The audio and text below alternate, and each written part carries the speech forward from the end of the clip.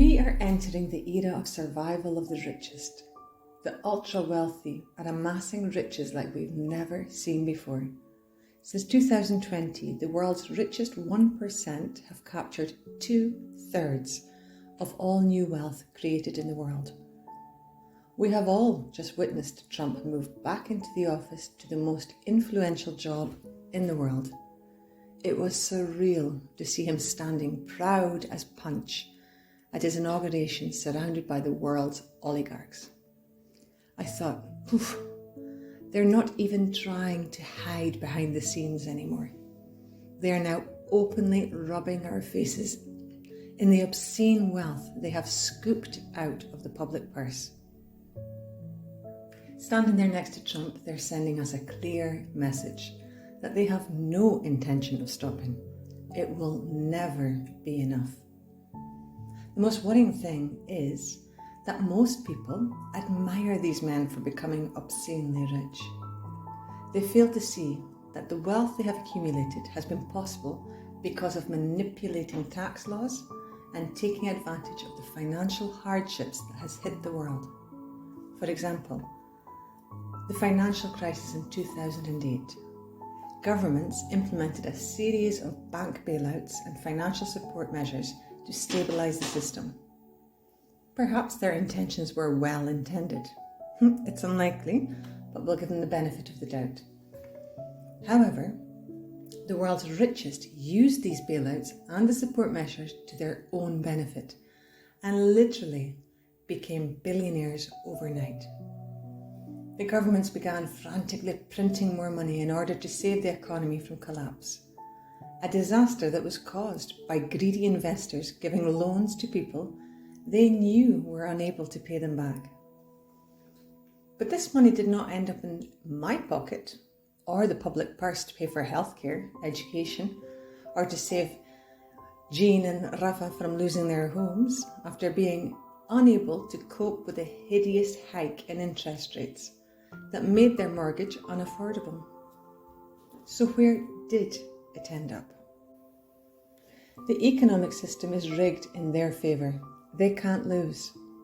The number of billionaires in the world rose from 793 in March 2009 to 1,645 billionaires globally as of March 2014. That gives us a clear idea of where all the money went.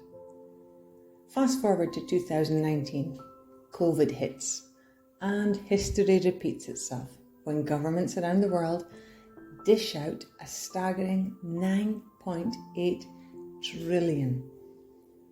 410 billion alone was spent in the UK. That's the equivalent of £6,100 per person. Now, they would like us to believe that this money just vanished out of circulation. But how is that possible? It's not in my bank account, and the health service is more compromised than ever. So where did it end up? Government financial support for COVID landed hard and firmly into the fat bank accounts of the super rich. During the COVID period, billionaires were created daily. The already super rich increased their wealth by £35 million a day to 182 billion. Global billionaire wealth grew by $2 trillion in 2024, 3 times faster than the year before, equivalent to roughly 5.7 billion a day. The world is now on track to see 5 trillionaires within a decade. These numbers don't even sound real. They sound like monopoly money. Why does this matter, you ask? Because if we, as the general public, don't wake up to these greedy oligarchs and stop them, they will consume us all. Their hunger for money and power is unsatisfiable. There is only a certain amount of assets in the world, and they are buying up our housing. They're pushing rental prices through the roof. They own the debts of our mortgages. Yeah, that's right. It's them you're paying the horrendous amount of interest to. Doctors, professors, dentists, they're all shifting to the private sector where they're paid far greater money for their services injecting Botox than treating patients in a public hospital. As it stands, it's already the case that only the more affluent people can afford university education. Most of those who can afford to are now also moving to the private healthcare sector to avoid long waiting times for treatment, and this is only going to increase. One of the less obvious ways they have woven their way into our pockets is by buying our media. How many people do you know nowadays who read the daily newspaper or get their information from watching the news? Most of the people nowadays get their information from Facebook, Instagram, TikTok, and of course Twitter, now known as X. Ask yourself why Elon Musk would pay $44 billion for a social media platform that made an 80% loss since he's acquired it. That's a big fail for someone so great at business deals. Could it be that this platform is far more valuable as a tool to manipulate all his minions into believing whatever narrative he wants us to support? He uses this platform to drive home the mantra of how it's immigration that is making us all so poor. Did you know that after the UK separated from the EU, stating that they were going to take back control of their borders with Brexit, what they didn't state, however, is that in 2023, 312,600 work visas were granted to non-EU citizen applicants, compared to 137,000 in 2019. The illegal immigrants in the little boats crossing the Atlantic continued to come, of course, because they are illegal, a problem that Brexit was never going to fix. Why would the UK government increase non-EU visas after Brexit? I believe that they did this to create an immigration problem and therefore deflect attention away from the real problem. The billionaires are not paying their fair share, but going after them is apparently never an option. So the wealthiest have already bought up the lion's share of our assets and our media. Now they're going after our politicians.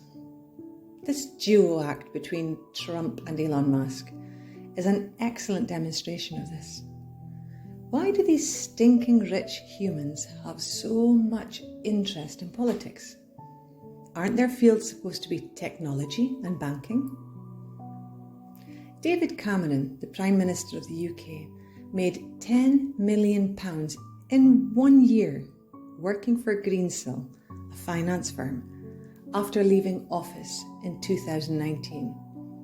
Is he really that great a financial advisor? How can we as a people compete with these giants to ensure our politicians are working for us and not them? We can't compete. Elon Musk's Tesla shares doubled the day after Trump won the election. Isn't that a coincidence?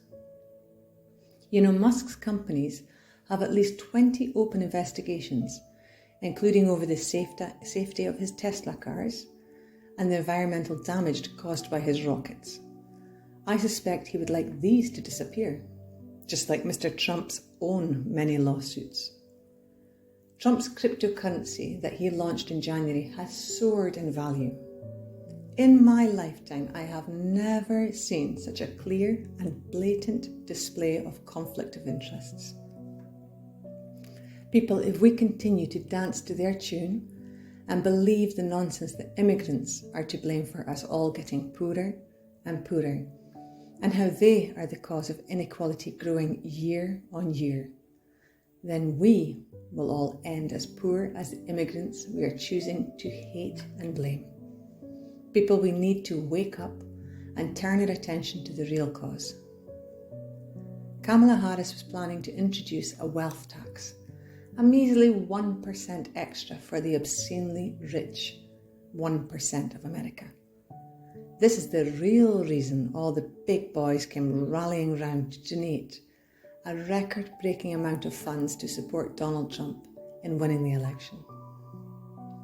50 years ago, most hard-working adults could afford to buy their own home, and they earned a decent wage for a hard day's work. They saved to have a decent pension and were even able to save some money for rainy days. How many people are able to afford their own home now? The media will have you believe that it's because people are lazy and that benefits and subsidies given to the poor are the drain on public money. This is simply not true. Ask yourself, who owns the debt that our countries owe?